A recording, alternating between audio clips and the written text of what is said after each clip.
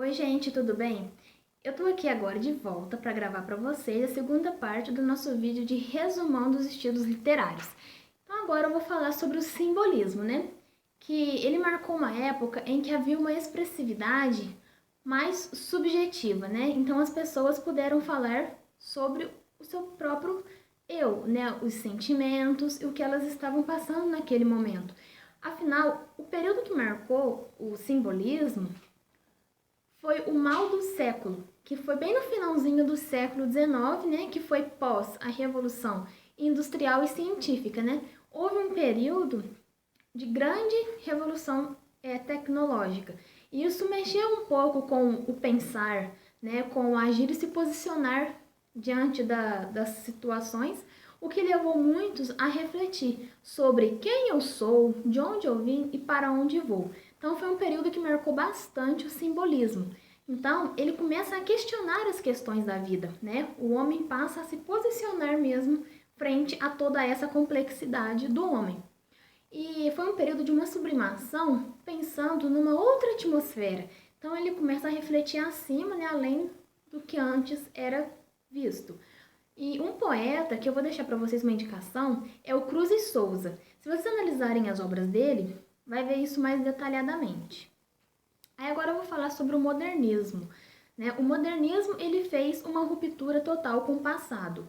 Ele diferencia bastante do parnasianismo, ele traz uma liberdade mais ampla de escrita e uma linguagem sintética e cinematográfica, que é o nosso atual contexto literário, né? É uma linguagem mais fácil de compreender, mais simples, e ele valoriza bastante a fala brasileira. Foi onde ele caiu mesmo no gosto popular. Então, ele possui 3 fases, mais adiante eu vou falar um pouquinho dos autores de cada uma delas.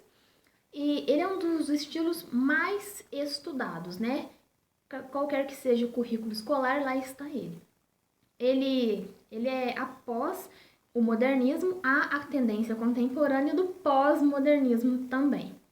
Ele teve início no Brasil em fevereiro de 1922, em São Paulo, que foi na Semana da Arte Moderna, trazendo o moderno, né? Ele prega o moderno, o futurista, o diferenciado. Aí que está aquela ideia de tentar destruir a arte tradicional, porque ele traz uma coisa bastante nova. E deu muita pancada, vamos dizer assim, no parnasianismo, porque ele realmente se opunha a ele. E ele acabou com a perfeição formal também. E clamou pela liberdade de escrever o que se pensa, de escrever o que se sente. Pode fazer poemas tanto regulares como irregular. Pode seguir, sim, o pensamento aí do parnasianismo de fazer métricas, rimas raras ou perfeitas, ou escrita livre. Fica a critério aí, é facultativo, não é obrigatório. E é uma linguagem simples ou rebuscada. Alguns autores optam por uma linguagem de fácil compreensão, de leitura rápida, leitura dinâmica, e outros preferem o rebuscamento. Tá? Ele é nacionalista, pode ser crítico ou não também. E há vocábulos tirados da linguagem oral. Não fica aquela linguagem tão denotativa. Há muito dos coloquialismos da linguagem conotativa. Há uma liberdade, há uma amplitude que conseguiu incorporar muita coisa ali nos seus escritos. Né? Não excluiu tanto, mas incorporou. E eram frases curtas e uma ausência de uma pontuação, com frases coloquiais. Então, a pontuação em si também não era tão exigida. Né? Houve também composições sem toda essa formalidade. Agora eu vou falar uns grandes nomes do modernismo. Então, na primeira fase, temos Manuel Bandeira, Mário de Andrade e Oswald de Andrade.